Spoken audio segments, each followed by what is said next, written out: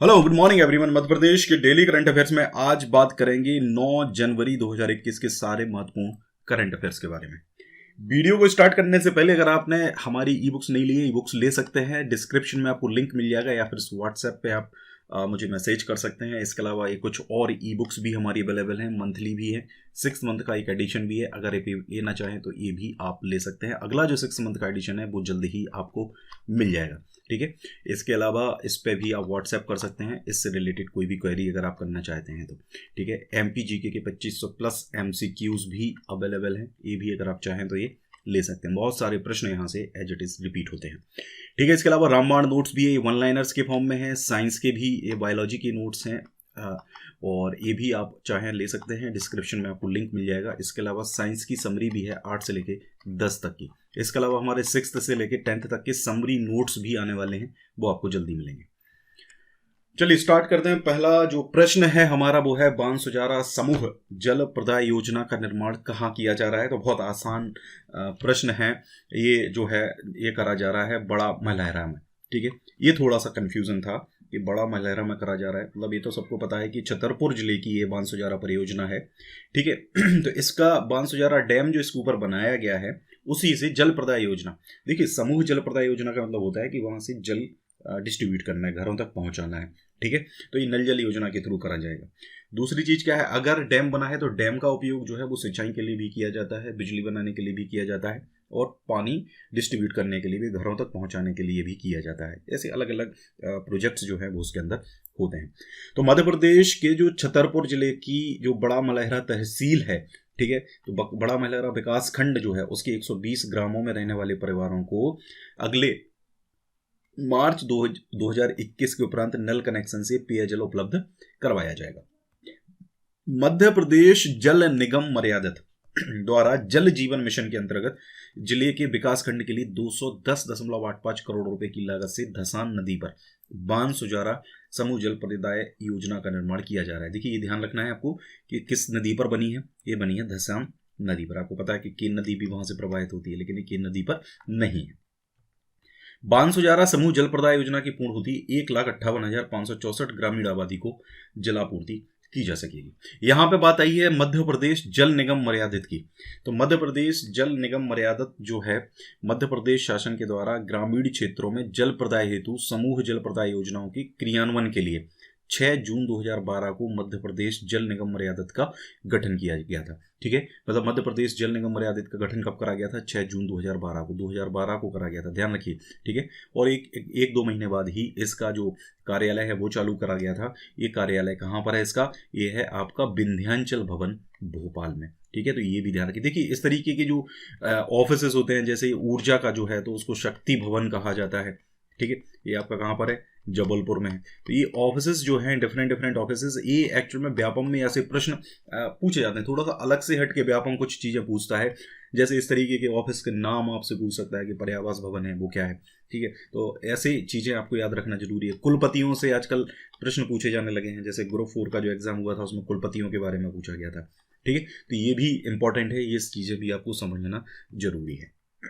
Guys, हमारी MPPSC pre की test series launch हो गई है हमारे मोबाइल ऐप के अंदर और इसमें 50+ टेस्ट आपको दिए जाएंगे और ये पहली टेस्ट सीरीज है मध्य प्रदेश की जिसमें आपको एक्सप्लेनेशन भी साथ में मिलेगा। इसके अंदर 3 प्रीवियस पेपर्स भी रहेंगे।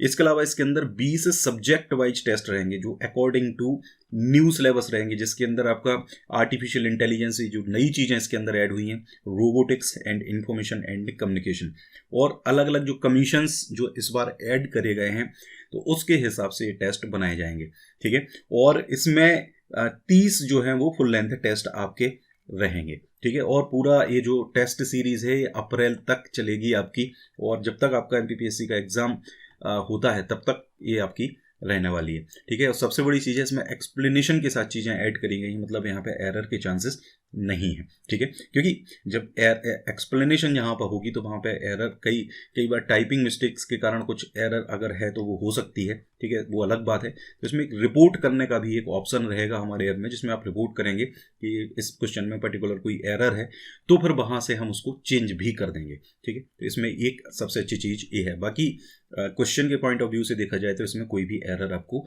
नहीं मिलेगी, ठीक है। तो ये टेस्ट सीरीज अगर आप लेना चाहते हैं तो हमारा ऐप आपको डाउनलोड करना पड़ेगा। ऐप हमारा एक, जब आप NS एजुकेशन सर्च करें तो एजुकेशन रूट मीडिया, ये जो कंपनी है इसके द्वारा बनाया गया है, तो इस ऐप को ही आप डाउनलोड करें। एक्चुअल में 2 ऐप अवेलेबल हैं NS एजुकेशन के नाम से। तो एक एडू स्टोर करके है, तो उसको आपको डाउनलोड नहीं करना है, आपको एजुकेशन रूट मीडिया वाला ऐप डाउनलोड करना है। ऐप में जाके आप स्टोर में जाएंगे तो आपको टेस्ट सीरीज का ऑप्शन यहाँ पर दिख जाएगा, इसको यहाँ से जाके आपको परचेज करना है। अगला प्रश्न है हमारा, मध्य प्रदेश में पोषण वाटिका यानी कि किचन गार्डन को किस नाम से जाना जाएगा? तो मध्य प्रदेश में जो पोषण वाटिकाएं हैं, किचन गार्डन है, अभी आपको मैंने बताया था कि 7 तारीख को इनका जो स्टार्ट है वो कर रहे हैं मुख्यमंत्री शिवराज सिंह चौहान। उन्होंने इनको एक नया नाम दिया है माँ की बगिया।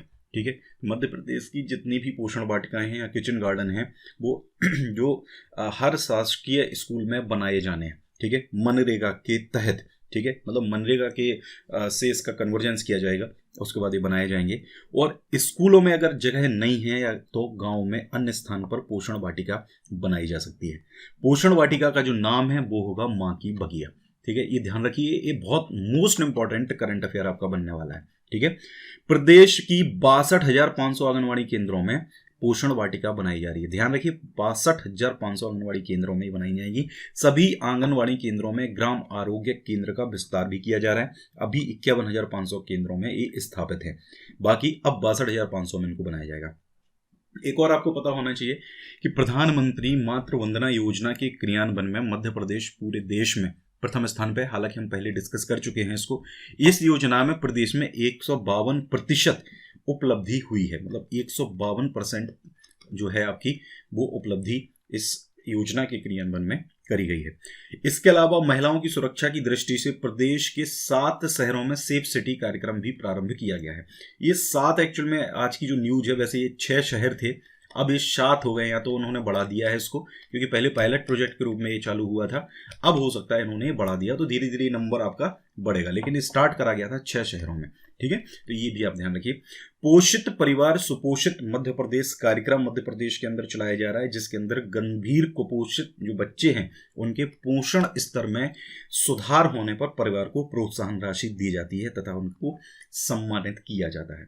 तो पोषित परिवार सुपोषित मध्य प्रदेश अभियान या पोषित परिवार कुपोषित मध्य प्रदेश कार्यक्रम मध्य प्रदेश में चलाया जा रहा है, तो ये भी आपको ध्यान रखनी है। इसके अलावा पोषण सेवाओं की मॉनिटरिंग के लिए पोषण डैशबोर्ड भी मध्य प्रदेश में तैयार करा गया। डैशबोर्ड का मतलब होता है कि एक डेडिकेटेड वेबसाइट एक होती है, उसका एक डैशबोर्ड होता है, इसमें उससे रिलेटेड पूरी इंफॉर्मेशन या कुछ उसमें कोई फॉर्म आपको भरना है तो वो आप वहां पे जाके भर सकते हैं। मतलब इस तरीके की पूरी एक सुविधा आपकी होती है। जैसे फॉर एग्जांपल आप किसी वेबसाइट पे लॉगिन करते हैं तो वहां पर आपको एक प्रोफाइल मिल जाता है। ठीक है, उस प्रोफाइल के अंदर आपकी पूरी डिटेल रहती है, उससे रिलेटेड वेबसाइट से आपने कुछ खरीदा है या जो भी ऐसा है तो आप उसको पूरा वहां पे देख सकते हैं। जैसे आपने फ्लिपकार्ट पे शॉपिंग करी होगी या अमेजोन पे शॉपिंग करी होगी, तो उसमें क्या होता है कि आपको एक डैशबोर्ड दिया जाता है जब आप लॉगिन करते हैं, जिसमें आप अपने ऑर्डर्स चेक कर सकते हैं। ठीक है, कैंसिल करना है तो आप कैंसिल कर सकते हैं। इस तरीके की चीज जो होती है उसको डैशबोर्ड कहा जाता है। ठीक है, और एक और चीज आपको पता होना चाहिए कि मध्य प्रदेश देश का पहला ऐसा राज्य है जिसने गंभीर कुपोषित बच्चों का एकीकृत प्रबंधन कार्यक्रम राज्य में लागू किया है। ठीक है, तो ये भी आपको ध्यान रखना पड़ेगा। ठीक है, इंटीग्रेटेड मैनेजमेंट प्रोग्राम, ठीक है, कुपोषित बच्चों के लिए ये लॉन्च करा गया है मध्य प्रदेश में। अगला प्रश्न है, मध्य प्रदेश का पहला शहर जो ट्रीटमेंट प्लांट की मदद से गंदे पानी को शुद्ध कर किसानों को खेती के लिए उपलब्ध करवाएगा।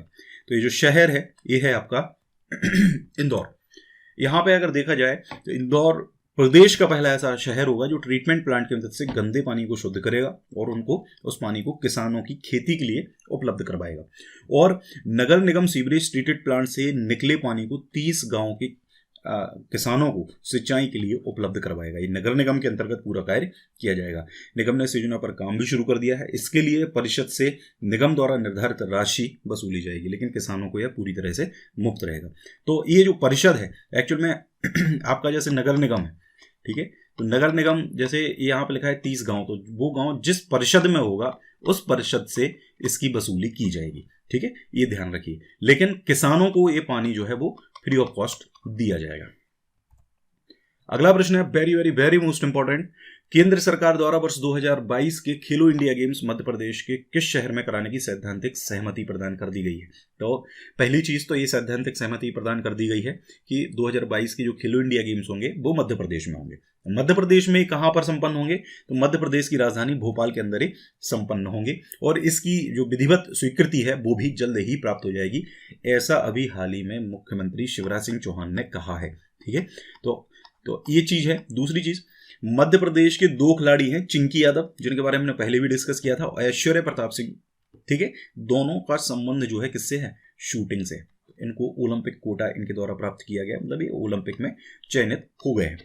इसी प्रकार प्रदेश के 25 खिलाड़ी ओलंपिक क्वालिफायर के रूप में प्रशिक्षण प्राप्त कर रहे हैं। ठीक है, तो इसके बारे में भी हम ऑलरेडी डिस्कस कर चुके हैं।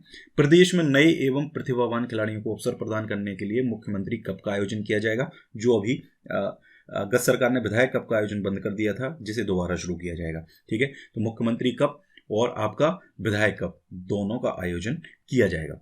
इसके अलावा भारत सरकार के द्वारा योग को खेलो इंडिया गेम्स 2021 में खेल के रूप में शामिल किया गया है। ठीक है, तो ये आपका मतलब नेशनल और इंटरनेशनल करंट अफेयर से रिलेटेड हो जाएगा।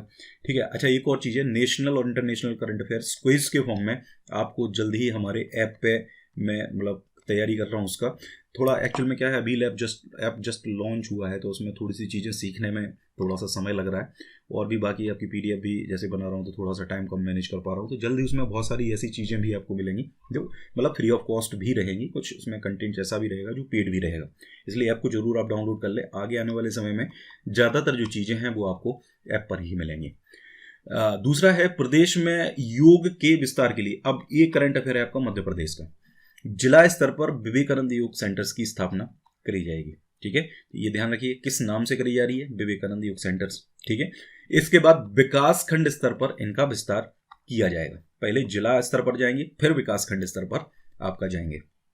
ठीक है, ये स्ट्रक्चर आपको पता ही होगा, संभाग होता है, संभाग के बाद आपका जिला होता है, जिला के बाद आपका विकास खंड होता है। ठीक है, फिर आपकी तहसीलें होती हैं। ठीक है, तो इस तरीके का पूरा स्ट्रक्चर आपका ये एडमिनिस्ट्रेशन जो है उसका रहता है। जैसे संभाग है आपका, संभाग का जो हेड होता है वो संभागायुक्त होता है। ठीक है, जिसको डिविजनल कमिश्नर कहते हैं। ऐसे ही फिर जिला होता है आपका, कलेक्टर यहाँ पर होता है, फिर विकास खंड होता है, फिर तहसीलें होती हैं। इस तरीके का पूरा स्ट्रक्चर जो है वो इसका गवर्नमेंट का होता है। अब थोड़ी सी हम बात कर लेते हैं,